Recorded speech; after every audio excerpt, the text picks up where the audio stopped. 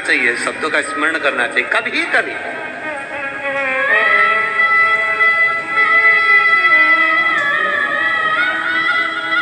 अब भगवान कृष्ण की नानी पाट हिलती नहीं, बैठी वहीं पर पुकार रही, नमः शिवाय नमः शिवाय नमः शिवाय श्री शिवाय नमस्तुभ्यम पुकार रही। बाबा ने सोचा ये आज हिलने वाली नहीं है। शंकर भगवान एक बूढ़े का रूप लेकर पाटला देवी के पास में पहुंच गए। बुजुर्ग का बूढ़े का, एक बूढ़े का रूप लेकर, बहुत बुजुर्ग का। कल भाव प्रकट हो जाता है शिव तत्व का।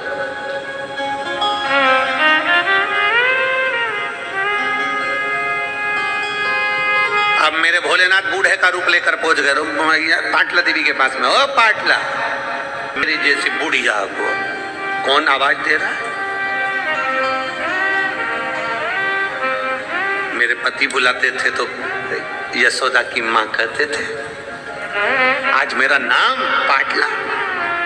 अच्छा, बुलाने का भी एक तरीका होता है। पति पत्नी को बुलाता है तो बड़ा विचित्र ढंग से बुलाता है, और पत्नी पति को बुलाती है तो बड़े विचित्र ढंग से बुलाती है।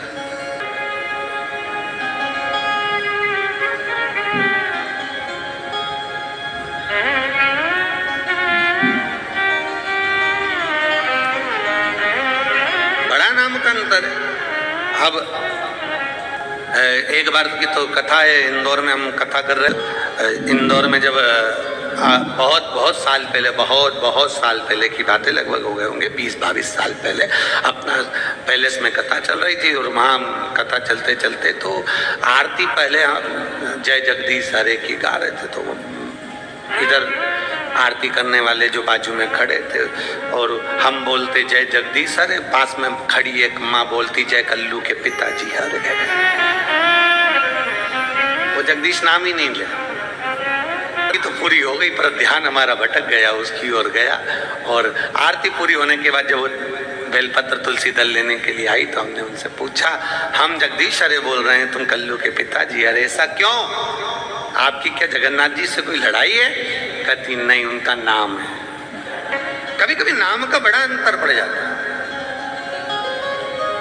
मालूम है पति को भी कि उठने वाली तो है नहीं, तो पहले ही चाय बनवा लो, दूध बनवा लो, जो करना पहले। अगर ये पूजन में बैठ गई तो नहीं उठे। पूजन में अगर बैठी हैं और अगर कहीं बहू बेटा पोता पति जो भी कोई है वो अगर कुछ थोड़ा बहुत भी छेड़ देना तो इसको बड़ा गुस्सा आता, बड़ा क्रोध।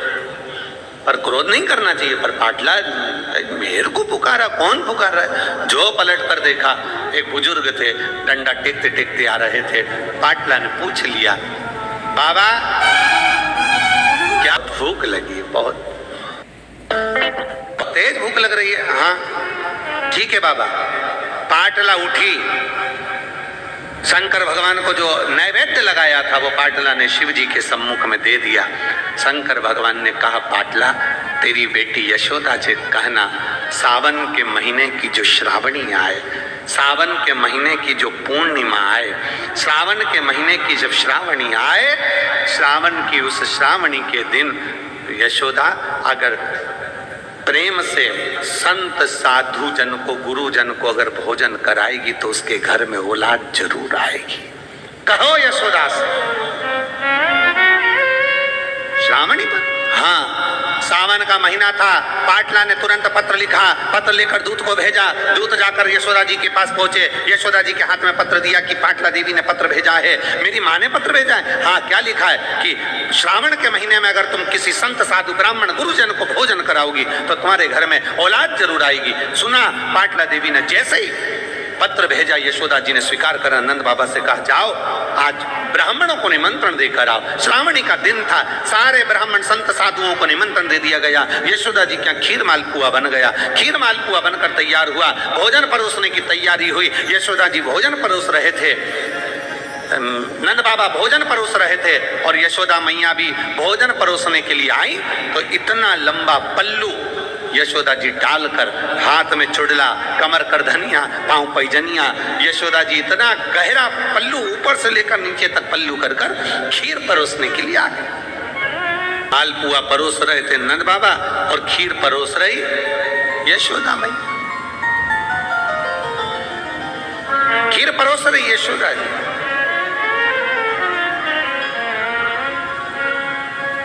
विधि करती है। आप लोगों के स्मरण में है कि नहीं है? श्राद्ध पक्ष में सारा भोजन कोई भी लगाकर ब्राह्मण को जिमाए उससे मतलब नहीं है, पर श्राद्ध पक्ष में तिथि पर, श्राद्ध में या अन्य तिथि पर, बरसी आदि तिथि पर अगर खीर का पात्र भरा जाए तो घर की बहू, घर की माता, घर की स्त्री, घर में जो ताई चाची जो भी है घर में स्त्री, उस खीर के पात्र को उसको भरना चाहिए। संपूर्ण थाली कोई लगाए और फिर निवेदन करेंगे। श्राद्ध पक्ष में एक बार प्रयोग कर देखिए। जिसके घर में 23 से 24 साल तक भी औलाद नहीं हो, 23 से 24 साल तक भी औलाद पैदा नहीं हुई हो, जिसके घर में संतान ना हुई हो, वो एक प्रयोग जरूर करे।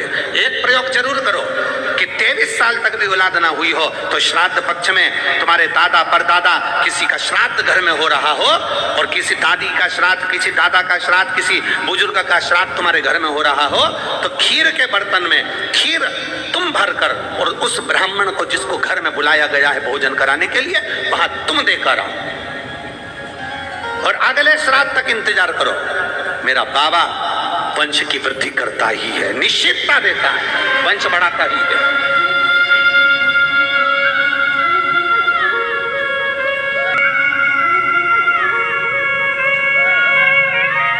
तीन तिथियां हैं, तीन तिथियां जिसमें महादेव को दूध जरूर चढ़ाना चाहिए।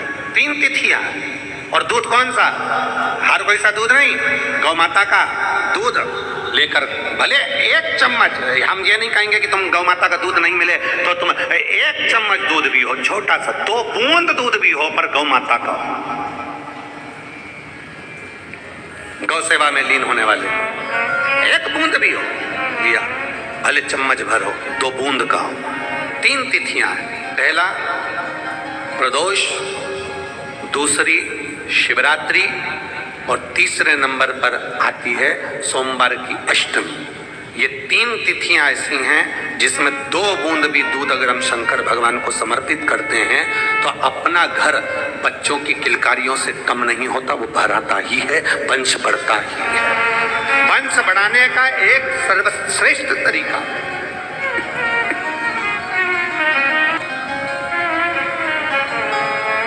और क्यों ना दे महादेव दे। एक पत्र प्रेरणा खंडेलवाल कहीं बैठी हो तो हाथ हिला सकता।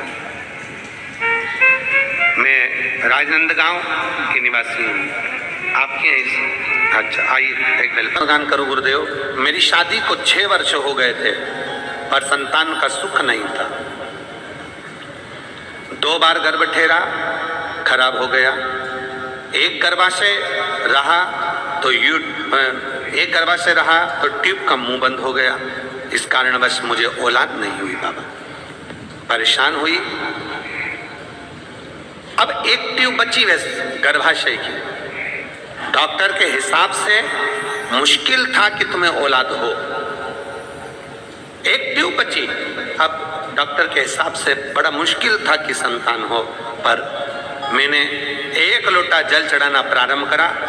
आंकड़े की जड़क बांधी, पशुपति नाथ का व्रत किया, सोमवार की अष्टमी का पीपल के पत्ते वाला व्रत उपास किया, तुलसी विवाह का पीला वस्त्र वाला प्रयोग किया और रोज तुमरुक्वा जी का नाम लेकर भगवान शंकर के मंदिर में जाकर जल चढ़ाती और जल को नंदी के पास बैठकर आचमन करती।